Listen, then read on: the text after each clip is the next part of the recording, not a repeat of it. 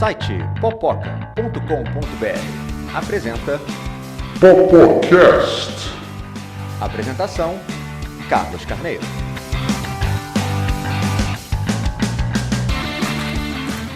Bem-vindos ao Popocast. Meu nome é Carlos Carneiro e estamos aqui com o editor-chefe do Popoca, Thiago Cordeiro. Oi, pessoal. A profissional de artes cênicas, Eva Miranda. Eu sou a Eva. A crítica literária, Laura da Cunha. Olá! Como de costume, para esquentar, o que vocês viram recentemente? O melhor filme de todos os tempos. Da última semana. É justo. É muito justo. É justíssimo. Lembrando que a gente tem que dar nota, hein? Ou vai ser nota P, ou nota P, ou nota P. Eu assisti V de Vingança, que com certeza é nota P de foda. Ele entrou no catálogo da Netflix brasileira essa semana que passou agora e eu pude assistir porque eu não vi na época que estreou no cinema e nem depois. E eu sei que teve muita crítica na época dos fãs dos quadrinhos que acharam que a adaptação do cinema não ficou boa na visão da direção das irmãs Wachowski. Mas olha, eu achei um filmaço, um filmaço muito bem feito, muito bem dirigido, muito bonito visualmente. Apesar de se passar numa distopia, não é um filme escuro, isso me agrada muito. Visualmente ele é colorido até. E com interpretações no ponto, a direção no ponto, assim, todo mundo, um elenco afinadinho, trilha sonora linda. Eu amei o filme, eu amei. Assim, eu não tinha assistido e eu gostei muito.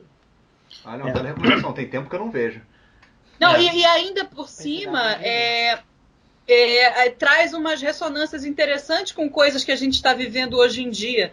Porque é um filme que fala que o governo manipula a imprensa, que o governo mente, que o governo não está interessado no melhor interesse da população, fala de um vírus mortal que foi espalhado, fala de protestos nas ruas, então, atualíssimo, assim, parece que foi feito ontem. Pois é, eu concordo com a sua classificação. É um filme que eu gostei muito na época, e eu lembro que apesar de ser diferente dos quadrinhos, eu lembro que foi uma adaptação que não me incomodou. Eu sei que nos quadrinhos, a principal diferença, que nos quadrinhos o V, ele é anarquista, né? E no filme ele defende mais a democracia. Que são bem diferentes, mas eu acho que funciona. Dentro do contexto do filme, do jeito que funciona. Gostei da recomendação, hein? Bom, eu assisti recentemente, quer dizer, comecei a assistir, tô no 3º ou 4º episódio de Killing Eve, que é uma série que eu ouvi as pessoas falarem, tá indicada ao Emmy, se eu não me engano, mas eu não conhecia. Até pela indicação ao Emmy eu resolvi que era uma boa começar a ver, e tô bem impressionado com acho que é Sandra Oh, né, o nome da atriz, que é de Grey's Anatomy, que tá ótima na série. É uma série, assim, muito diferente de outras séries de ação, porque é como se, assim, os principais personagens não são exatamente os heróis de ação do filme, eles são até meio desajeitados. Então, é uma série que eu tô achando bem memorável, protagonista feminina e tudo mais. Tem a Judy Comer, que é a Villanelle do filme, a antagonista do filme, que tá numa atuação ótima, é uma atriz, assim, perfeita. Ela vai fazer um filme agora com Ryan Reynolds, e acho que é uma moça que, assim, a gente vai começar a ouvir recorrentemente em Hollywood, que, assim, ela é bonita, ela é muito boa atriz, ela é ótima em cenas de ação, então assim, ela pode fazer qualquer coisa em Hollywood, qualquer personagem. Então é uma recomendação bem legal aí pra quem tem Globoplay, dá pra ver. E eu ouvi falar, eu conheço a série de nome, mas eu não sei sobre o que ela é. É baseado Cara, no livro. é basicamente um mundo, é baseado no livro, eu ainda não pesquisei muito sobre esse livro, tá? Mas é basicamente assim, uma série meio que sobre espionagem, tá? A personagem principal, ela é uma personagem da inteligência, se não me engano, da inteligência britânica, que acaba se envolvendo com uma operação super secreta, investigando uma assassina que trabalha por toda a Europa, matando grandes personalidades. Então, o plot da série nessa primeira temporada, se eu não me engano, a série toda é sobre isso, tá? Mas assim, são duas mulheres geniais que são antagonistas. A policial, a agente do serviço secreto, que é a nossa personagem principal, a Eve, e a assassina de aluguel, que é genial também. Sim. É gênio do mal. Sim. E esses são personagens, assim, muito... Elas não são exatamente opostas, mas elas são muito diferentes. Elas são parecidas. Elas são até parecidas em alguns aspectos. É muito maravilhoso. Entendeu? E assim, eu acho que é muito legal, assim, a gente gosta muito de avaliar muita coisa pela atuação dos personagens, além do texto, do roteiro, que é muito bom, também das atuações. E assim, as atuações das personagens, das duas atrizes, assim, é muito, muito boa. É muito boa. Porque até agora, na terceira, quarta temporada, como espectador, tem uma coisa que não é fácil de você ter na série, que você fica apaixonado pelos dois personagens. Então, assim, você se pega torcendo pela heroína e pela vilã, porque você gosta muito delas. Entendeu? Quando a série é muito boa, você se envolve assim. Então, acho que, assim, se você tem Globoplay, se você se cadastrou para assistir a live do Caetano, por favor, assista essa série. Entendeu? Aliás, live do Caetano, uma salva de palmas. Não vi, mas falaram que foi bom. Nossa, foi muito legal. Eu, como sempre, vou fazer uma indicação de livro. Dessa vez é Um P de Foda. E é um livro que não é todo mundo que sabe que é livro, porque é um livro de um escritor alemão. É História Sem Fim. Tem os filmes dos anos 80, esses perda de tempo. Não recomendo, a não ser que Mas você... nem o primeiro? A não ser que você tenha nascido nos anos 80 e tenha um carinho por bonecos em filme, o primeiro vale a pena, não pode ser, se você realmente curtir. É porque você não assistiu de novo. Assisti várias vezes. Quando você era criança, aí tudo bem. Que triste. Mas o livro deixa os filmes todos no chinelo, ele é muito maravilhoso. É um pouco longo, tem uma parte no meio que dá uma sensação de, meu Deus, mas pra que isso? Mas quando você chega no final, o pra que isso faz todo sentido e você fica, ok, comprei porque o pra que isso? Valeu o esforço e você chega no final com uma grande ode ao poder das histórias. Sim. E aí... É maravilhoso. O tema é o poder da história pro ser humano. E aí é incrível. Vale a pena todo o esforço de ler do início até o fim. Não, fala de História Sem Fim, eu sempre lembro daquela cena do cavalo. Acho que é a cena mais traumática da minha infância, aquela cena do cavalo. Mais do que a cena da mãe do Bambi? Acho que mais. Eu acho que era muito pequeno quando era mãe do Bambi, não lembro, não ficou tão traumatizado. O História Sem Fim, ele passava no horário nobre no SBT. Você tinha acabado de almoçar, você estava voltando da escola, aí você vê aquele cavalo branco, lindo, bonitinho, do Atreio, afundar na areia movediça e morrer. Spoiler! Spoiler 30 anos atrás. Não? 30 não, 40! 40, Não. muito tempo. Não fique Não, triste. é 5 anos. É 5 anos, Loguinho. Ah, foi ainda agorinha. Foi ainda agorinha. A gente não tá tão velho, não. Nossa. Então, inspirado pelas notícias do Denis Villeneuve e a adaptação do Duna, a gente entrou numa onda de começar a assistir os filmes mais antigos dele. E acabei assistindo o filme chamado Os Suspeitos, com o Hugh Jackman e com o Jake Gyllenhaal. Tá dirigido pelo Denis Villeneuve. Um filme que saiu em 2013, mas eu só assisti recentemente. E assim, cara, o diretor é bom. Ele não vive só de Arrival, que disputou o Oscar, e de Blade Runner, não. Assim, ele já tem o trabalho anterior é bem legal. E esse é um filmaço, porque é um filme de serial killer, né? Que fala sobre serial killer. Mas ao invés de focar na investigação do serial killer, como os filmes de serial killer costumam ser, ele acaba focando no que acontece com o pai da vítima. De uma das vítimas que desaparece na história. Que é o personagem do Hugh Jackman, que está fazendo um papel super dramático. E então você tem investigação. Redneck. Ele é um verdadeiro redneck nesse filme.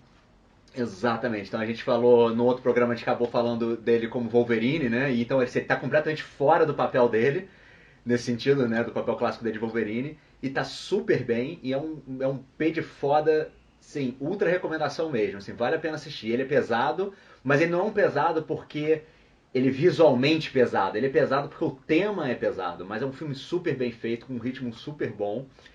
e te deixa... Tenso. Te deixa tenso. E ele é bem montado, assim, como a trama do mistério do serial killer é construída. Eu não quero tentar não estragar, mas assim... É meio que os elementos estão lá, então você sabe a resposta, mas você não sabe a resposta. Não, eu acho que assim, ele te dá muita reviravolta, mas não é uma coisa que te deixa assim, isso aí é viagem já, só em filme mesmo. Não, são reviravoltas muito verossímeis, que ele vai plantando isso aí e vai colhendo, assim. Isso, até o final, ele cria muita expectativa, muita coisa boa, e eu concordo com a tua avaliação. É um filme muito pesado no sentido de que, assim, são coisas...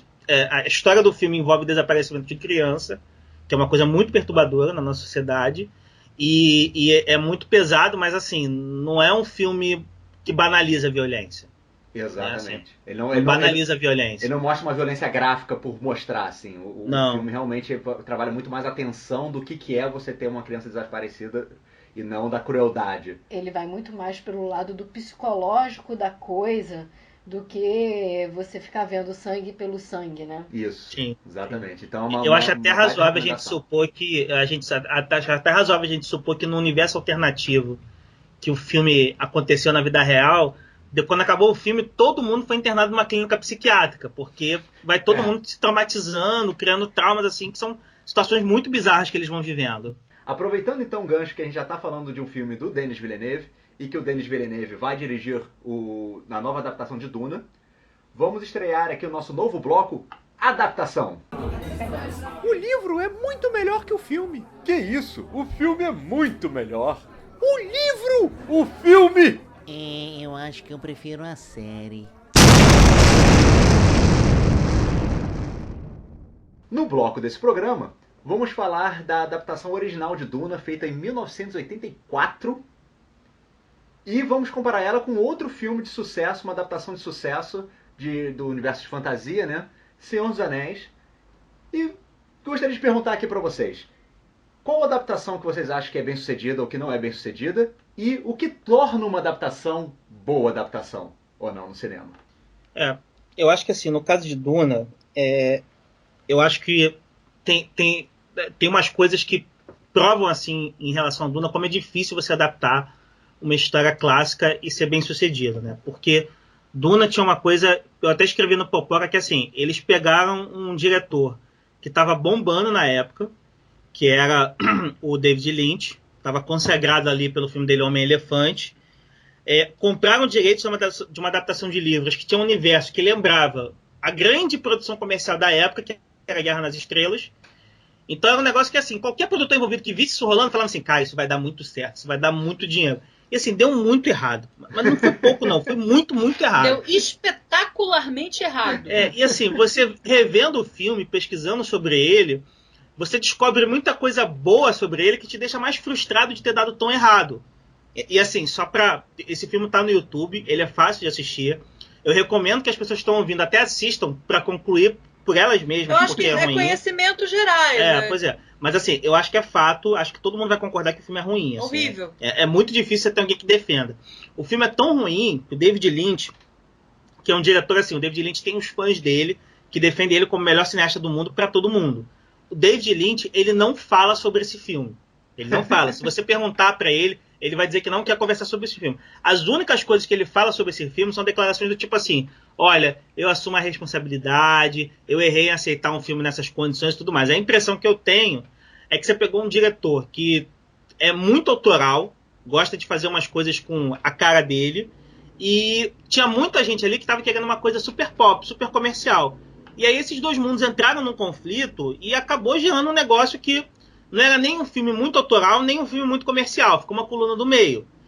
E, enfim, eu acho que parte dos problemas do filme tem a ver com essa banalização das coisas, da história dele, não conseguir criar uma proposta do que ele queria contar. Se ele queria contar uma história super edificante, super diferente, ou se ele queria fazer outra Guerra nas Estrelas. E acabou que ele não conseguiu fazer nenhuma coisa nem outra. E aí eu vou até citar uma curiosidade aqui. O David Lynch, nessa época, ele era tão amado por Hollywood que ele chegou a ser cogitado para dirigir O Retorno de Jedi. Chegou-se a falar no nome dele. E um dos motivos dele ter recusado é porque, assim, O Retorno do Jedi era um filme que já era do George Lucas, George Lucas era o dono da franquia.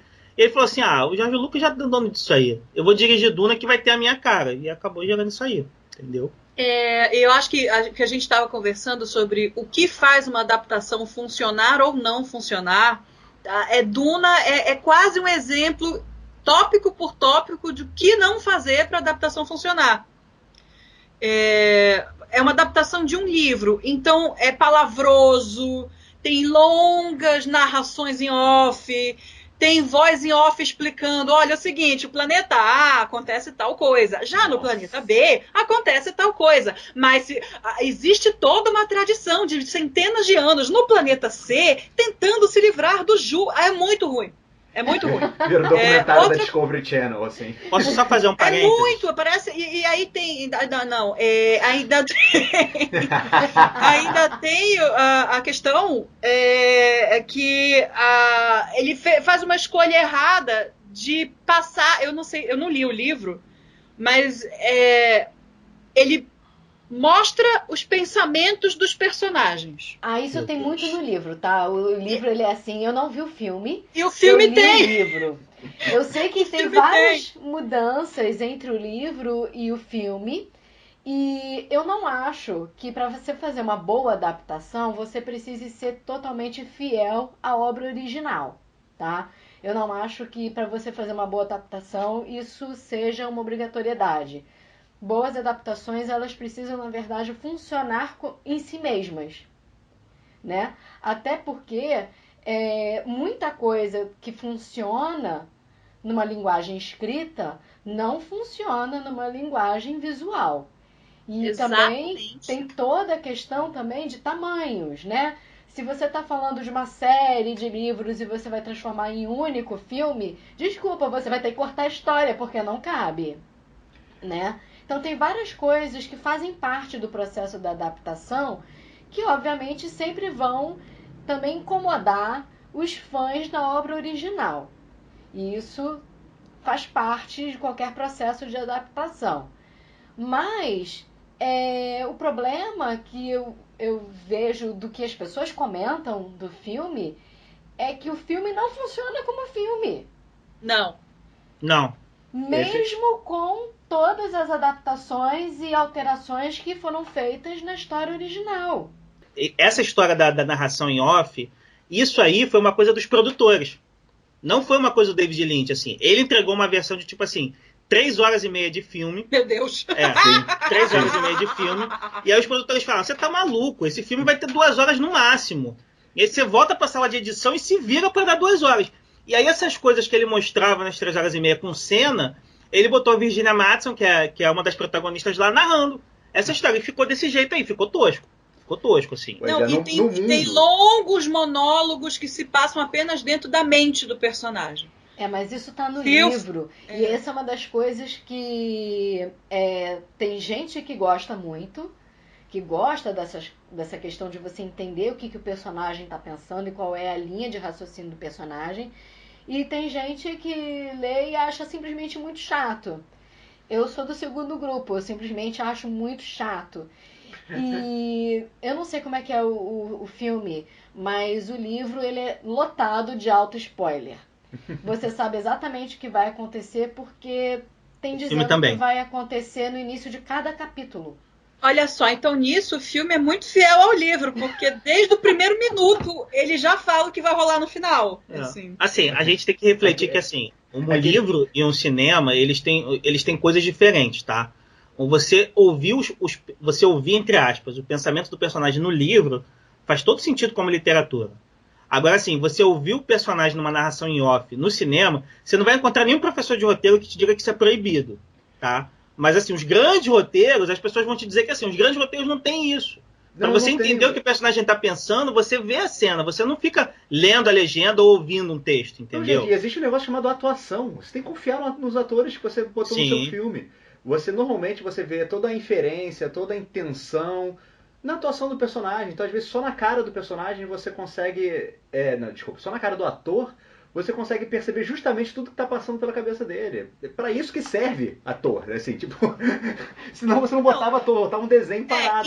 Isso também vem de uma questão de desenho de cena e desenho de conflito. Se você não consegue contar as motivações e conflitos daquelas pessoas que estão envolvidas naquela situação só com o que acontece, talvez não seja uma história para cinema. E tá tudo bem. Tem histórias que não são para cinema. Isso você adapta? Com certeza, também tem isso mesmo. É aquilo que a gente estava falando da adaptação, né? O que funciona na questão escrita e que você não consegue adaptar em algo visual, você pode simplesmente mudar. E tá tudo bem. Não tem o menor problema de você fazer uma adaptação que seja só baseada naquela obra, por exemplo.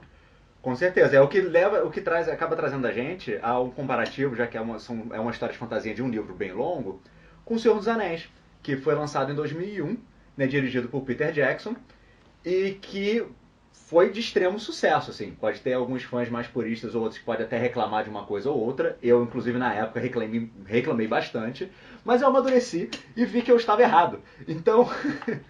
O Senhor dos Anéis foi bem sucedido, e não só foi bem sucedido, como no final da trilogia, é o filme que ganhou mais Oscars, junto com Titanic e Ben-Hur, assim, são 11 Oscars por um filme só. Claro que me parece que a premiação é mais dada porque são... pelo conjunto da obra. Isso. Eles fizeram muito essa premiação do último filme do Senhor dos Anéis com essa cara. Exatamente, porque pra mim o filme que é melhor adaptado em relação ao livro é A Sociedade do Anel, que é o primeiro, pra mim é o que é feito com mais cuidado. Mas dá pra entender por que a premiação. Porque o Peter Jackson filmou os 3 livros de uma vez só, né? Os 3 filmes, né? Baseado nos 3 livros, um filme por livro, de uma vez só. Então faz sentido que eles tenham resolvido dar a premiação meio que... foi uma questão de fantasia, de sucesso e até aquela época era um dos livros mais lidos da Inglaterra, né? Hoje em dia acredito que perca para Harry Potter, mas naquela época, O Senhor dos Anéis, ainda assim, todo mundo lia na adolescência. Então. Não sei se vocês vão lembrar de uma coisa curiosa sobre a premiação do Senhor dos Anéis, mas se eu não me engano, tenho quase certeza que no Retorno do Rei, quando ele ganhou aquelas premiações todas, tinha um brasileiro concorrendo com o Peter Jackson, que era o Fernando Meirelles.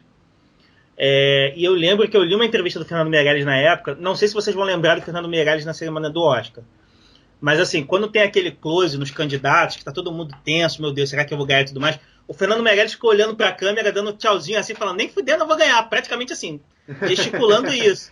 Todo mundo sabia que eu todo acho mundo mais sabia. fácil de adivinhar. Todo mundo sabia. Eu lembro que rolou até discurso debochado, assim. Acho que alguém de categoria técnica disse, mas como eu não sou um hobbit, eu não vou conseguir ganhar, alguma coisa assim. Assim, tem uma coisa também que, assim, até aquele momento, acho que hoje em dia a gente perde a noção disso, mas assim, até aquele momento havia um certo preconceito da academia com filmes de fantasia que era muito difícil eles ganharem uma categoria que não fosse técnica.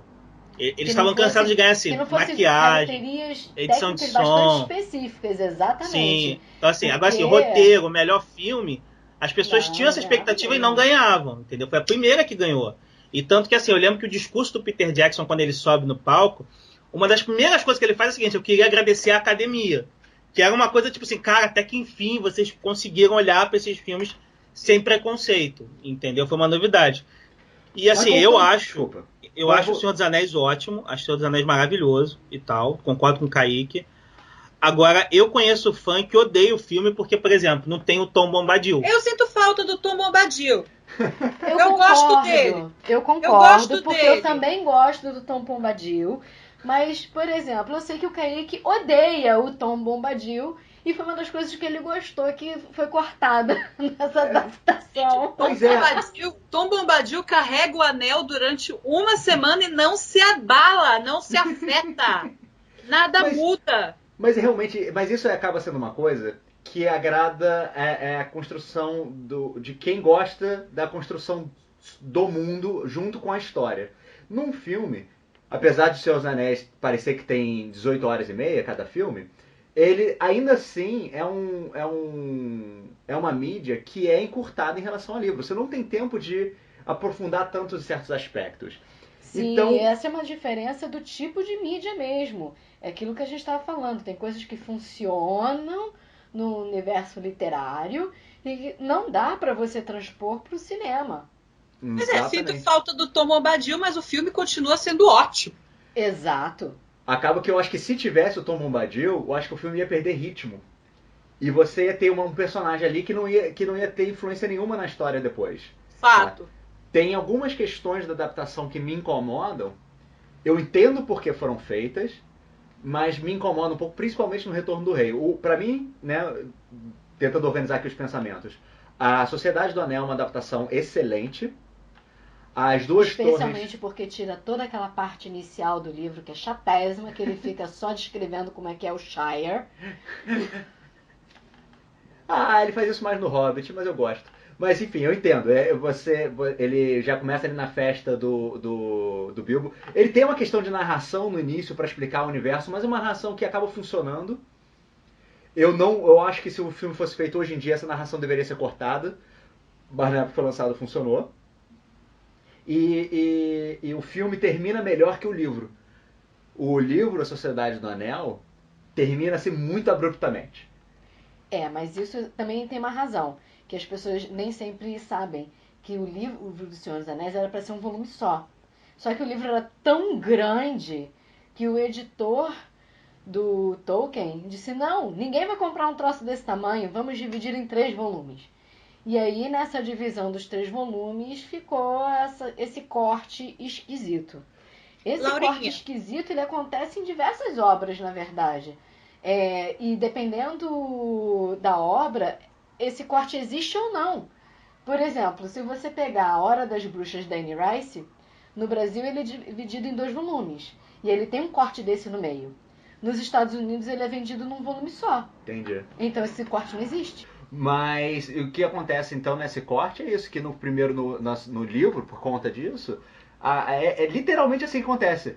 Então vamos para o lado tal. Cadê os jovens? Vamos para o lado tal. Acabou. Peraí, mas hein? E aí você só tem a conclusão daquela conversa no livro seguinte. Sim. No filme não, no filme eles terminam bonitinho, aí terminam com a morte de um dos personagens, tem o enterro dele, aí você realmente tem uma sensação de final ali, mais até do que as 2 torres. Por isso que eu acho que a Sociedade do Anel é uma adaptação melhor. Eu entendo que eles tenham colocado uma maior importância para a personagem da Liv Tyler, provavelmente por 2 fatores. Um, porque era a Liv Tyler, eles estavam pagando por ela e ela é chamariz para homem para assistir filme. Então precisava de mais tempo dela na tela para poder colocar. E depois, uma das questões com O Senhor dos Anéis como livro é justamente a falta de personagens femininas e a falta de importância de personagens femininas. Então, na adaptação para o filme, eles colocaram mais importância em mais cenas com diversas personagens femininas que têm um mínimo de importância no livro para tentar dar uma balanceada. A cena da Elwyn derrotando o rei dos Ringwraiths, dos espectros do anel, e falando, com o espectro do anel falando, mas nenhum homem pode derrotar, e ela dando a porrada nele falando, mas eu não sou um homem. Tadá! Isso tá no livro. Tá no livro e é lindo. Demais, Lindo. Mas eu tenho certeza que foi uma brincadeira linguística do autor e não foi de propósito e nem com nenhum tipo de vontade de dizer nada sobre mulheres. E esse é inclusive um dos problemas de Duna. Um dos problemas de Duna são as personagens femininas. Eu sei que tem muita gente que gosta das personagens femininas de Duna, porque tem toda aquela questão da seita só de mulheres que de alguma forma controla quem é que vai subir ou não vai subir ao trono daquele universo. Os Illuminati do universo são mulheres? Só que elas são parideiras, cara. E elas fazem esse controle porque elas casam com os caras e decidem quem é que vai ter filho homem e quem é que vai ter filho mulher. Porque elas conseguem controlar o sexo dos próximos filhos. E, obviamente, que elas decidem quem vai ter filho homem porque só os homens é que podem ser rei, né? E aí já começa o problema. Dá pra entender. Então é bem diferente nesse sentido. E na época o Tolkien colocou personagens femininas poderosas, né? A Galadriel é super poderosa no mundo, né? A própria Arwen ela é muito poderosa, a Elwyn tem uma importância interessante, apesar dela morrer de amores pelo Aragorn, mas no final das contas ela foi com o Faramir, e o Faramir é foda nos livros. Não gostei da adaptação dele nos filmes. Eu também não gosto, ele diminui muito no filme. O Faramir é tão foda nos livros, né? Ele é muito incrível no livro, ele é leal, ele admite que o Aragorn é o rei mesmo e é o general dele, que ele vai ser leal. É muito lindo. Pois é. Então, pessoal, só pra gente então finalizar. Nossa conclusão então é a mesma no início, né? Duna é um exemplo de uma adaptação que não presta. Como não adaptar? Como não adaptar e como não escrever também, mas isso é meio polêmico. Vamos ver o que o Villeneuve vai fazer agora no remake. Pra ver se ele aprendeu ou não com as falhas do filme de 84. Né? Então a gente, concluindo aqui, a gente tem Duna como um exemplo de uma adaptação que como não fazer, e Seus Anéis como um exemplo bem sucedido, apesar de estar longe ainda de um exemplo perfeito. Mas é isso, gostei do papo, pessoal. Espero que o pessoal que esteja ouvindo a gente também tenha gostado. Se a gente esqueceu de alguma coisa, não esqueçam de mandar uma mensagem pra gente, onde vocês já sabem, ok? E até a próxima semana. Tchau! Tchau! Tchau, pessoal! Site popoca.com.br apresentou Popocast. Quer participar do Popocast? Mande um comentário que a gente lê. Nosso e-mail é sitepopoca@gmail.com. Você também pode enviar pelo formulário de contato no site popoca.com.br ou nas nossas redes sociais, no Instagram, Facebook e YouTube, em que estamos como @sitepopoca. Cara, a Eva berrou tchau aqui do meu lado. O Thiago ficou surdinho. Eu achei que ela tava berrando o meu nome, que eu tava olhando o celular. Thiago! Falei que ela tava dando esporro. Thiago! Larga esse celular! Participa do podcast. Eu tomei um susto aqui, gente. Sério. Dá pra cantar pra Duna. Pra Duna. Ô, Laurinha. Como não adaptar? Não adaptar.